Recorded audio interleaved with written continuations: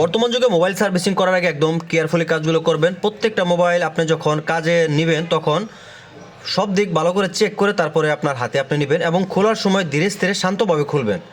কারণ আমরা প্রতিনিয়ত মোবাইল সার্ভিসিংয়ের কাজগুলো করতেছি, এমনও কিছু আপনার কাস্টমার আছে যারা আসলে আপনার কাছ থেকে সুযোগ নেবে।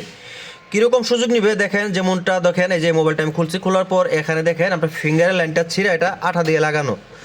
তো কিছু কিছু কাস্টমার আছে এগুলোর সুযোগ নেবে আপনার কাছ থেকে, বলবে আপনি ছিঁড়ে এটা আঠা লাগাই দিচ্ছেন।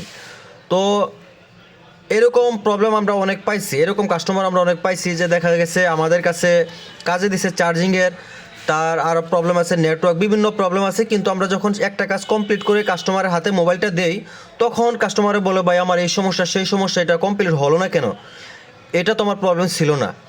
তো আছে এরকম কিছু যে আপনার কাছ থেকে সুযোগ নিবে, আপনাকে একটা কাজের কথা বলে আপনার কাছ থেকে 3-4টা কাজ করাই নেবে।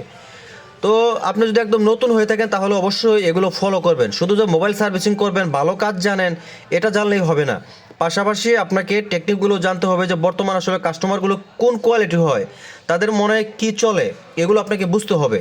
কারণ আমরা অনেক দিন থেকে কাজ করতেছি, আমাদের কাছে এই ধরনের অসংখ্য কাস্টমার আমাদের সামনে পড়ছে যে ভাই একটা কাজ দেওয়ার পর 3-4টা প্রবলেম আমাদেরকে ধরায় দেয়। আমরা হয়তো বা দোকানের মান সম্মান, ব্যবসার মান সম্মানের ক্ষেত্রে আমরা কাজগুলো করে দিই, তবে এই ধরনের প্রবলেমে আমরা পড়ছি, আপনি যাতে এই ধরনের প্রবলেমে না পড়েন সেদিকটা অবশ্যই ফলো করবেন। তো এই যে রিয়েলমি মোবাইলটা দেখতে পাচ্ছেন আমার কাছে নিয়ে আসছে, এটার মধ্যেও কিছু কাহিনী আছে। এই মোবাইলটা আমার হাতে যখন দেয় তখন কিন্তু এটা আসার দেওয়া মোবাইলটা আমার হাতে দেয়। এটা আমি খোলার পর এটার মধ্যে নেটওয়ার্কের কেবল অ্যান্ড হচ্ছে আপনার যে মিডিল পার্টটা বাঁকা, এবং এই দেখেন এই যে কর্নারে ভাঙা আছে, এই যে কর্নারে এখানে ভাঙা আছে, যেখানে বসতে সেখানে ভাঙা আছে। তো এটা যখন আমি ফিটিং করি তখন, যদিও এটা একটা ছোটো ভাই নিয়ে আসছে, আমার দোকানে আগেও কাজ করাইছে, ঠিক আছে।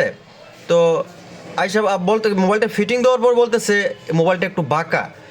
তো একটা মোবাইল যখন আসার দিবে, আসার দেওয়ার পর তো মোবাইলটা বাঁকাই হবে, তাই না? প্রত্যেকটা মোবাইল আসার দিলে বাঁকা ভাঙবে, এইটাই স্বাভাবিক। তবে এটা আপনাকে মাথায় রাখতে হবে, তাই না? আপনি যদি একটা কাজ করানোর পর আরেকটা কাজ আপনি কাস্টমার উপরে চাপিয়ে দিবেন, এটা আসলে কোনো কাজের মধ্যে আসে না। একদম নতুন যারা মোবাইল সার্ভিসিং করতেছেন আমার কথাগুলো শুনবেন, শুনে কাজগুলো করার চেষ্টা করবেন। আশা করি আমার কথাগুলো আপনাদের কাজে লাগবে।